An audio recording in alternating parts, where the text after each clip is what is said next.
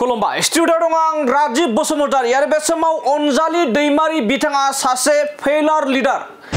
अनजालि दैमारिया जाय दोलोआव थायो बियो माब्लाबाबो जाफुंसार जाया आरो देरहासार जानो हाया।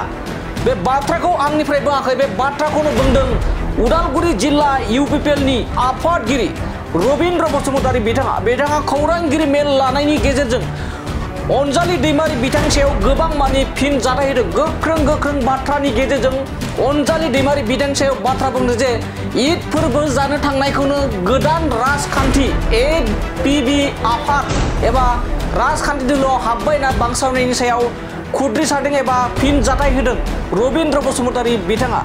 आरो बेनि गेजेरजोंनो अनजालि दैमारिखौ गोबां मानि बे समाव फिन जाथाय होदों जे अनजालि दैमारिया सासे फेलार लिडार।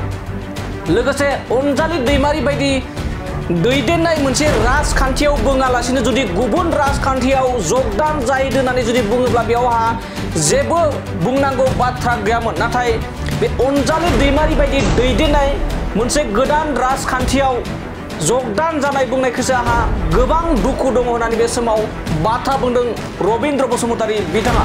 आरो बिथाङा फोरमायदों अनजालि दैमारि बिथांनि सायाव अनजालि दैमारि बायदि फेलार लिडारनि राजखान्थि दोलोआव जगदान जानायखौसो एबा जगदान जादों बुंनायखौसो आं गोबां दुखु मोनदों होनना बुंदों। जेराव अनजालि दैमारिया जाय राजखान्थि दोलोआव थायो जेराव थायो मालाब्लाबो जाफुंसार जाया होननानै बे समाव गोख्रों फिन जाथाय होदों रबिन्द्र बसुमतारी बिथाङा। बे समाव फिन फोरमायबावोदि अनजालि दैमारि दैदेननायनि अनगायै गुबुन जुदि राजखान्थियाव बुङोब्ला बेयाव जेबो बुंनांगौ गैयामोन।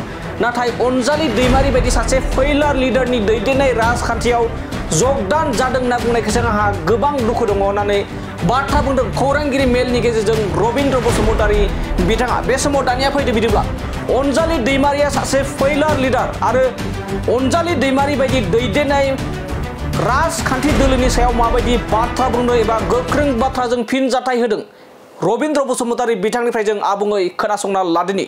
नाथाय दुखुआ नैबेहायसो आं रबिन्द्र बसुमतारी हिसाबै आंखौ बे गोदान पार्टियावहा जयेन जादों होननानै बुंनायखौ आङो गावखौनो बिराद दुखु मोनदों। खारन आं सान्दों बिथां अनजालि दैमारिनि दैदेननाय बे आफादखौ बुङालासिनो बबेबा मोनसे पलिटिकेल पार्टिखौ बुंबा आं एसे गनायगौमोन।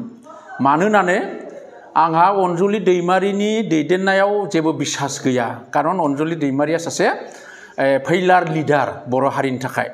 खारन बिथांनि मावलांनाय जिखिनि खामानि जों नुबोदों बिथांनि बे मावलांनायाव जोङो खुनु दिना देरहानाय नुफेराखै। आरो बेनिखायनो बेबादि फेलार दैदेनगिरिजों कम्पेयार खालामनानै जोंखौ बे आफादाव बे पार्टियाव हाबदों होनना बुंनायावसो आं बांसिन दुखु मोनदों। खारन जों सानो अनजालि दैमारि बिथाङा जि मोनसे पार्टि दादों डेम'क्रेटिक राइटखौ लाना दादों, नाथाय बेसेबां साक्सेस जागोन जोंहा सन्देह दङ।